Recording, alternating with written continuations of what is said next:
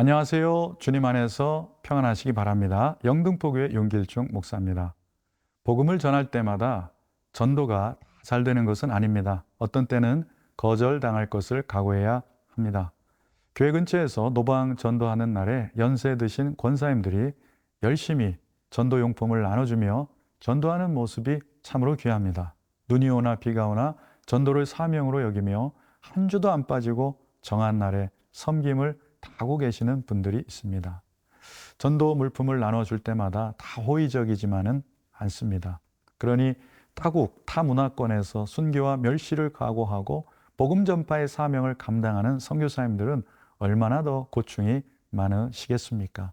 그럼에도 불구하고 우리 각자에게 주신 사명을 따라 관계나 생활 전도를 실천하며 복음 전하는 데 힘쓰는 삶이 되어야 합니다. 그래서 한 영혼이라도 주님께 이끌 수 있기를 기도하는 것입니다.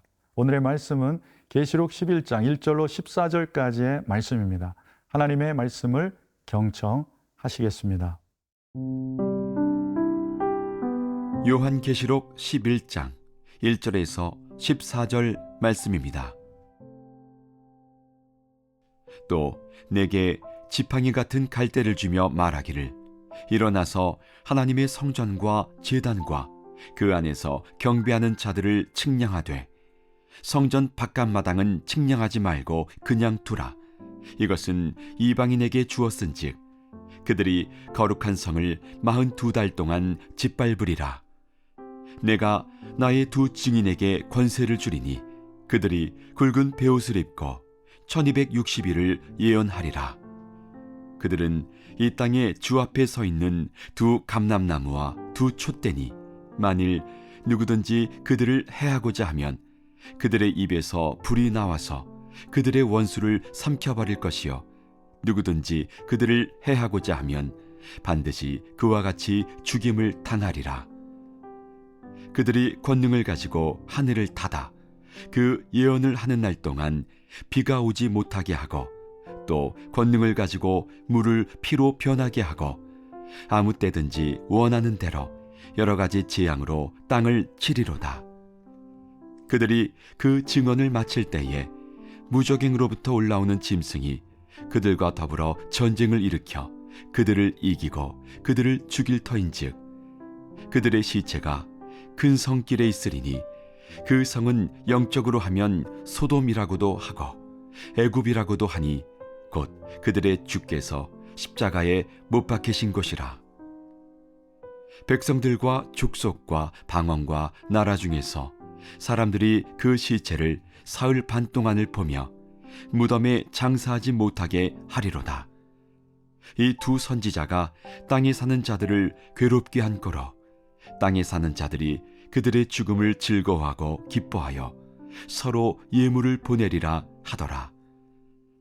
3일 반 후에 하나님께로부터 생기가 그들 속에 들어가매 그들이 발로 일어서니 구경하는 자들이 크게 두려워하더라.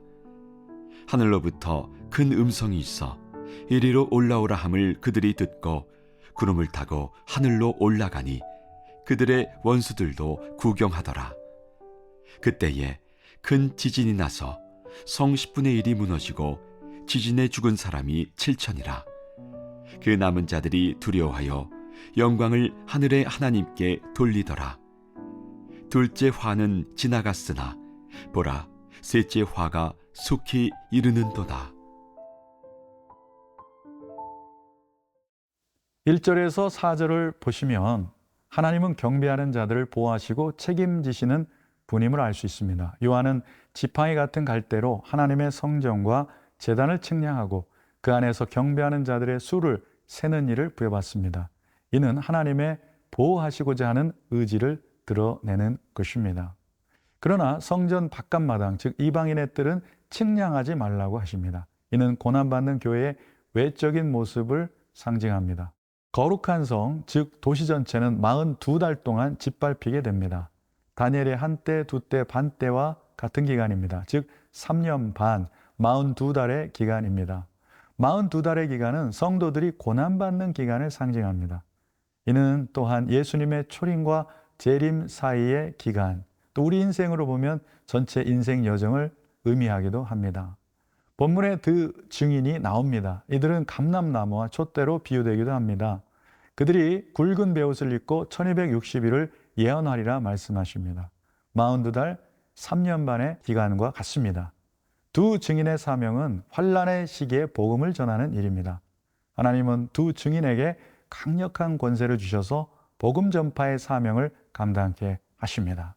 또한 교회와 성도인 우리에게도 이러한 권세와 사명을 주셨습니다. 5절과 6절에는 두 증인에 대한 하나님의 보호하심의 내용입니다. 5절, 6절입니다. 만일 누구든지 그들을 해하고자 하면 그들의 입에서 불이 나와서 그들의 원수를 삼켜버릴 것이요 누구든지 그들을 해하고자 하면 반드시 그와 같이 죽임을 당하리라. 그들이 권능을 가지고 하늘을 닫아 그 예언을 하는 날 동안 비가 오지 못하게 하고 또 권능을 가지고 물을 피로 변하게 하고 아무 때든지 원하는 대로 여러 가지 재앙으로 땅을 치리로다. 하나님은 두 증인을 해하려는 원수들이 있을 때 두 증인의 입에서 불이 나와 원수를 삼키게 하시고 두 증인을 해하고자 하면 반드시 죽임을 당하리라 말씀하십니다. 원수 마귀가 아무리 교회를 핍박할수록 오히려 대적들이 해를 당하게 될 것입니다. 하나님은 두 증인에게 엘리야와 같이 비를 못 오게 하는 권세를 주시고 모세와 같이 물을 피로 변하게 하시고 또 여러 가지 재앙으로 땅을 치게 하시겠다고 말씀하십니다. 하나님은 복음을 전하는 자들에게 필요한 영적 권위와 능력을 부어 주십니다. 순종하여 복음 전하는 자들을 통해 복음의 역사를 불러일으키시는 분은 하나님이십니다. 하나님의 사람들을 끝까지 하나님은 보호하십니다. 그렇기에 여러분의 영혼은 매우 안전합니다.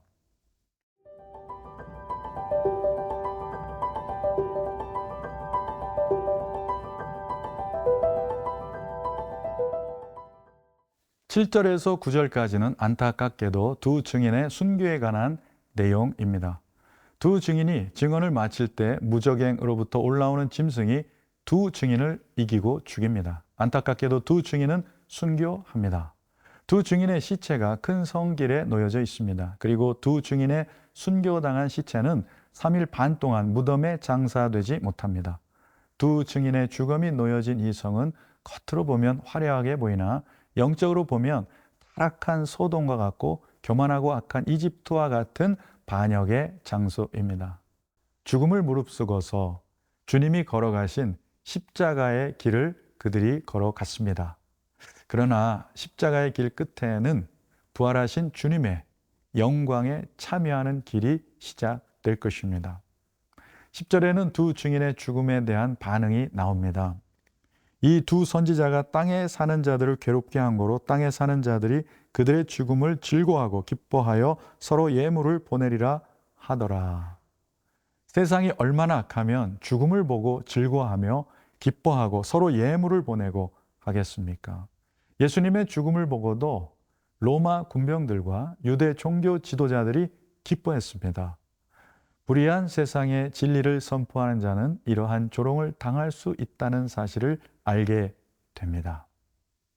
그러나 3일 반 후에 반전이 일어납니다. 하나님은 두 증인을 부활시키십니다. 11절, 12절입니다.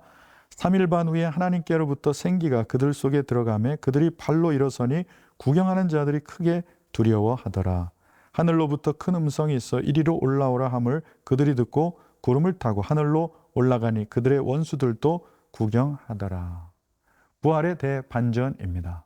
생명의 영이신 성령님께서 그들 속에 들어가매 그들이 발로 일어나서 두 증인은 구름을 타고 하늘로 올라가니 이를 보는 사람들이 크게 두려워하고 그들의 원수들도 구경합니다.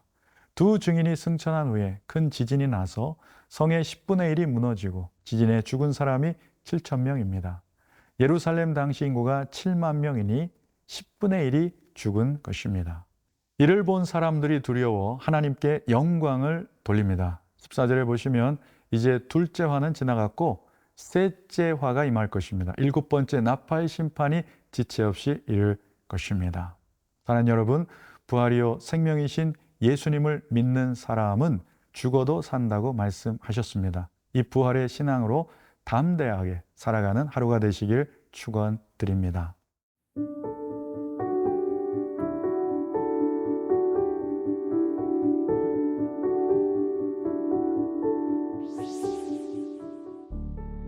부활이요 생명이신 주님, 주님을 믿는 자는 죽어도 살겠고 살아서 믿는 자는 영원히 죽지 아니하리라는 주님의 말씀을 믿습니다.